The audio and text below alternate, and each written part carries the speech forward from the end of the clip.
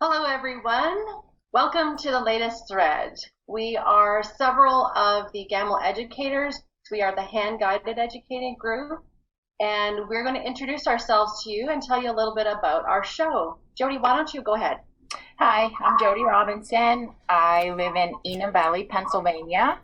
I've been quilting for long arm about 23 years, and I quilt on a 22-inch Gammill Vision 2. Who's next?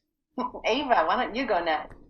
Hi, my name's Ava Birch. I'm from Manoy, Ohio, and I've been long arming for about 12 years now, and I quilt on a Gammill Vision 2 26-inch as well as on a Gammill Classic Plus, also 26-inch.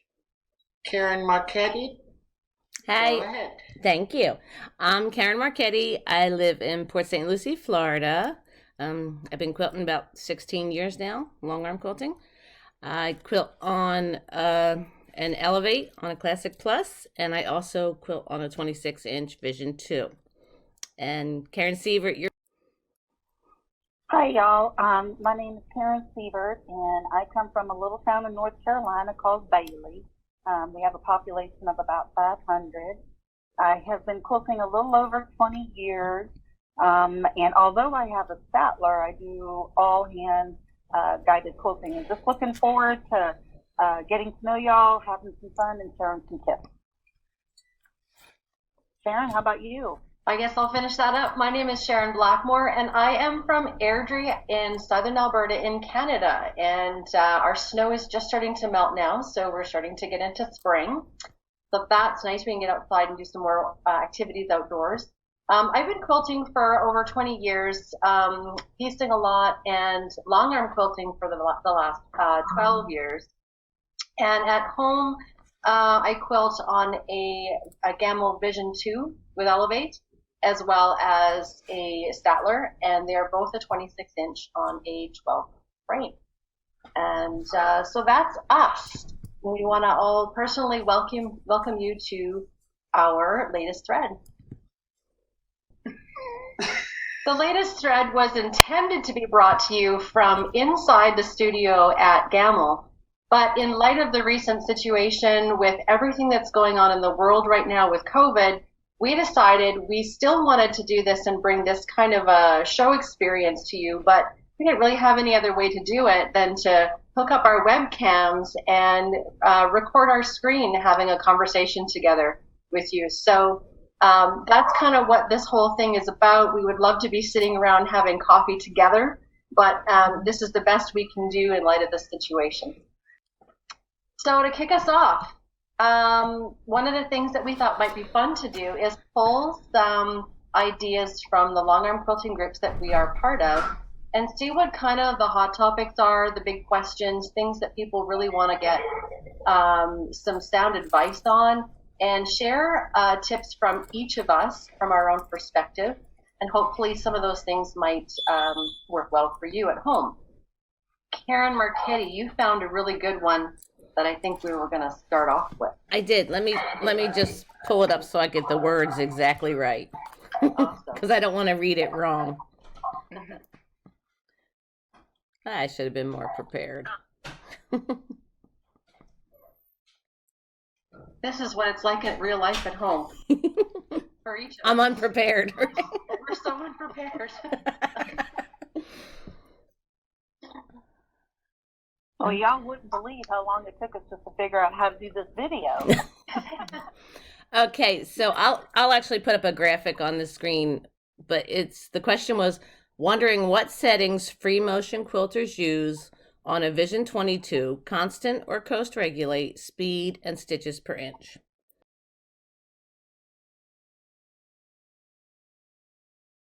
So I'm already talking, so I'll go on with this. What I think. She specified actually a Vision 22. It doesn't matter what length, what throat length your machine is. Your stitches per inch or your speed is what you're comfortable with. I usually, if I'm doing ruler work, I will work in stitches per inch, and I'm at either 13 or 14, depending on what it is. If it's a mini, I'm at like 16 to 18 stitches per inch. But 90% of my time on my free motion quilting, I am in constant motor. And even that number regulates depending on what I'm doing. I may go down to 30% for tiny little micro stitching and up to 65% motor if I'm doing large all overs. So, Ava, what's your answer for that one? Well, and again, Karen's right. You can look at that from, different perspectives based on what you're doing. If I'm doing it all over, I'm generally at 12 stitches per inch. If I'm doing ruler work or, ditch work, I'm always at least 14, if not 16 or 18. I'm like Karen, I'm rarely using constant. I only generally am in constant if I'm doing background fills because it does make them feel a lot less laborious. So, and the stitch length also has to do with the weight of thread I'm using. So if I'm doing fine micro type quilting and I'm gonna use a finer thread, then my stitches per inch are a lot higher, like Karen said, often up to 18. So hopefully you don't have to rip or you'll be sad. Jody? So for me, I started out, I worked for probably 15 years without a stitch regulator. So I use unregulated a lot for large all over type of stuff, and then for small like fills. But I do also do a lot of ruler work. And so then I prefer to use regulated. And I almost always do 14 stitches per inch. There's no specific reason, only that when I went from unregulated to a regulated machine, the 14 is what closest matched my own regulation of the stitches. Karen, how about you? Okay, Sorry. well, I'll have to say that I have a Statler, and the Coast Regulate is not an option that's available on the Statler. Although I have had the opportunity to stitch on the Vision with the Coast Regulate, and I think it's an incredible option if you have it to be able to use it because it seamlessly goes from regulated stitching to the constant mode, depending on how quickly or slowly you're moving the machine and the types of motions that you're making. However, since I work on the Statler, I almost always use the regulated mode. And I'm typically at 14 stitches per inch, usually 16 stitches per inch if I'm doing ruler work. The reason I like the 16 stitches per inch with the ruler work is because I know that if I take 4 stitches over, that's going to be 1/4 of an inch because 1/4 of 16 would be 4. I do vary my stitches per inch based on the type of quilting that I'm doing.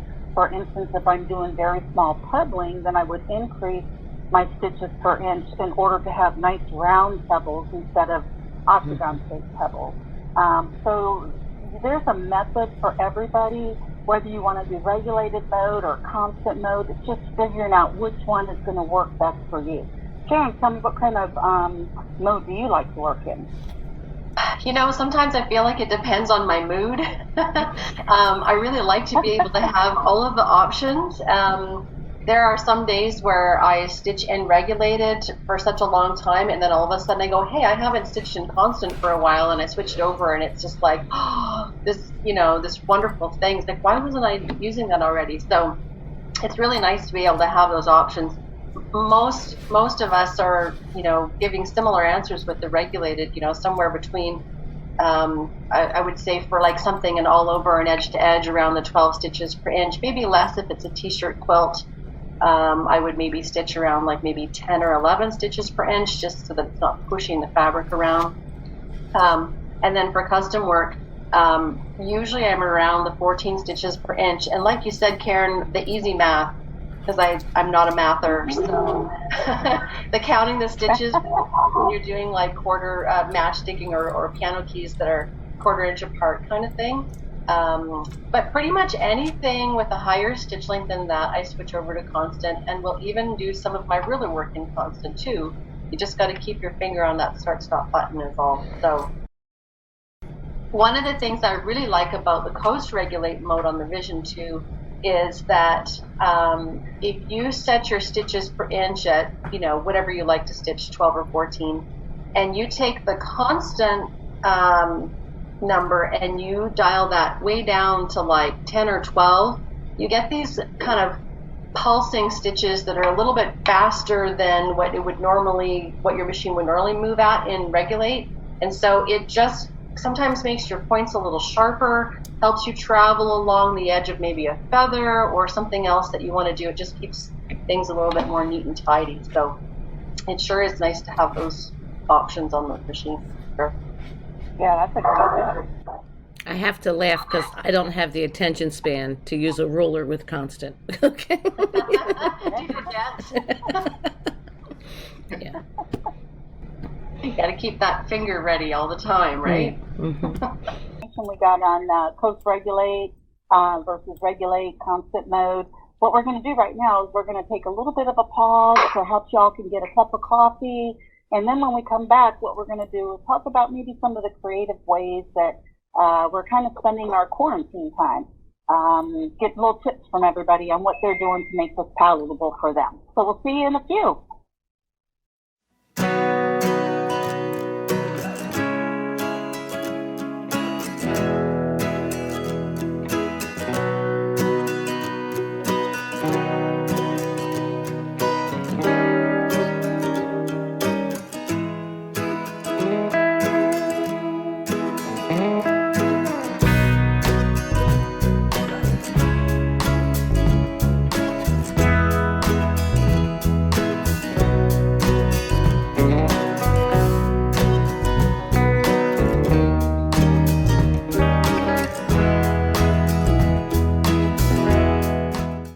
Well, welcome back, everybody.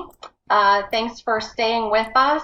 Now we'd like to just kind of chat a little bit about how the whole quarantine situation has been affecting each of us and some of the things that we're doing at home in our own studios to kind of keep us busy and sane and not eating too much in the meantime.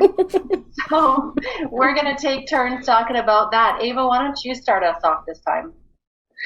Well, we are here in Ohio are on stay-at-home order, so I have not been going much anywhere. Actually, I haven't gone anywhere. But, in regards to quilting, I do quilt for customers, and so that has changed things a little bit because I don't feel comfortable having people come to drop off their quilts at this time, so we had to make adjustments. So I've received several in the mail, and even for that, I leave the packages set aside for a couple of days before I feel comfortable opening them. So we all have our own reasons for how we handle that.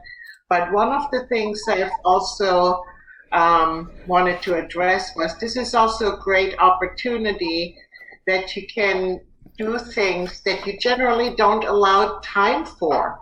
I've been working on a couple different software programs that I've been hesitant, to tackle, but this is a great time to do some of the things that normally are way back on the back burner. So there's positive things as well that's come out, of this whole situation. So Karen Marchetti, how about you? I am not a good organizer, so I've taken this time to try to become somewhat organized and yeah, okay, that's my whole house laughing at me too.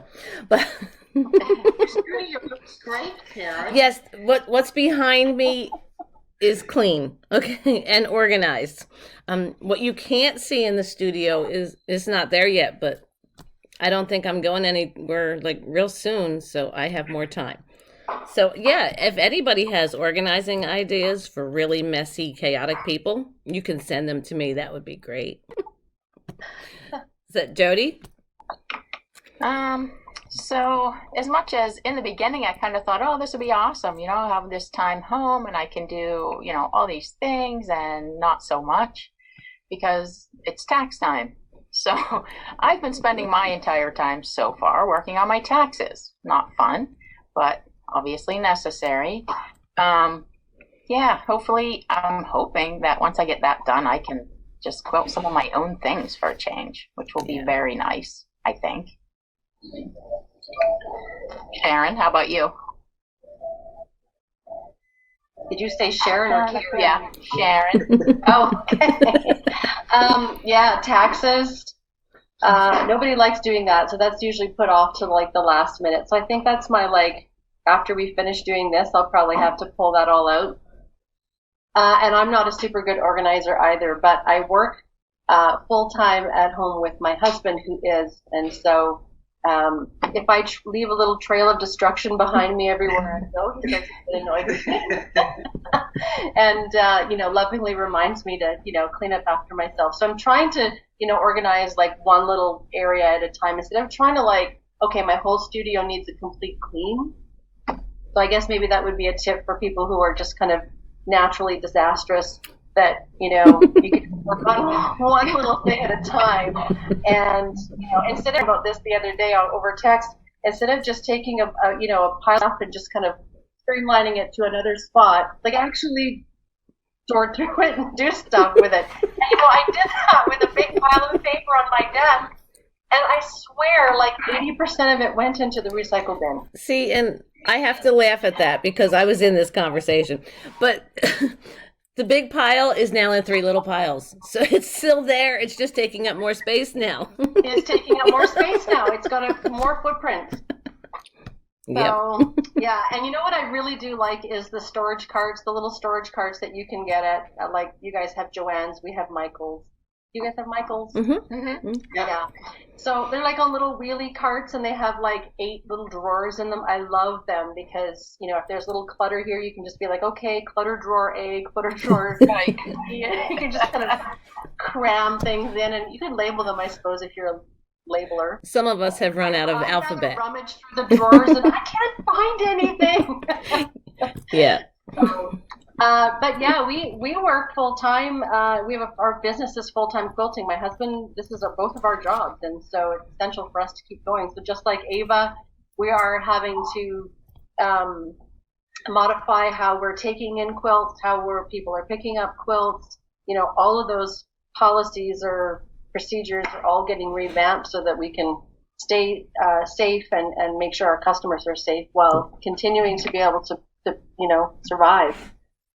So I think I'm spending more time on social media than I used to, for sure. And I think that's, I'm definitely an extroverted person where I love that social, it really kind of feeds me. So I think I reach out to a little bit more. And it's starting to shift a little bit more towards maybe a little bit less about COVID and a little bit more about quilting. Isn't that awesome? We're seeing more pictures of people's quilts. Yeah. And what because they're finishing stuff. Yeah. And I like seeing that. It's really inspirational. I hope it is for other people. I just spend my time, and I almost feel guilty when I listen to everybody else. It just seems like the last couple of years have been spent, trying to make samples for classes and different things like that. And so when this all first started, I just went upstairs and cut out a quilt top, and I started piecing it. And oh my gosh, y'all, I just remembered how very much I love quilting. I mean, it brought so much joy to my life to be able to sit there and sew and watch a project come together. And not only did I have fun doing that, but it seemed to open my eyes to other opportunities in that my imagination was freer, and I started seeing some other things that I could do. Even though I was working on a piece quilt, I started thinking of whole cloth design. So for me, this has been an opportunity for me to kind of, I guess, bloom where I'm planted. The other things that I've been doing are pretty simple. I've been playing with cooking and cooking by color, because that's what quilters do. And then, of course, playing with my grandson, Wesley. We do a lot of choo-choo and playing soccer, all of those types of things. He's another bright spot in all of my days. So feel free to write in or chat with us on the chat line and let us know what you're doing to get through these days. We want to hear about it, and some of your ideas might help us get through. Yep. So I do want. Do we have another topic? Well, I wanted to add that we're going to pull all of our topics from the different Gammill groups or online groups. So if you're not on them, maybe you should sign up for some of them. There are several. So we hope to see you online real soon.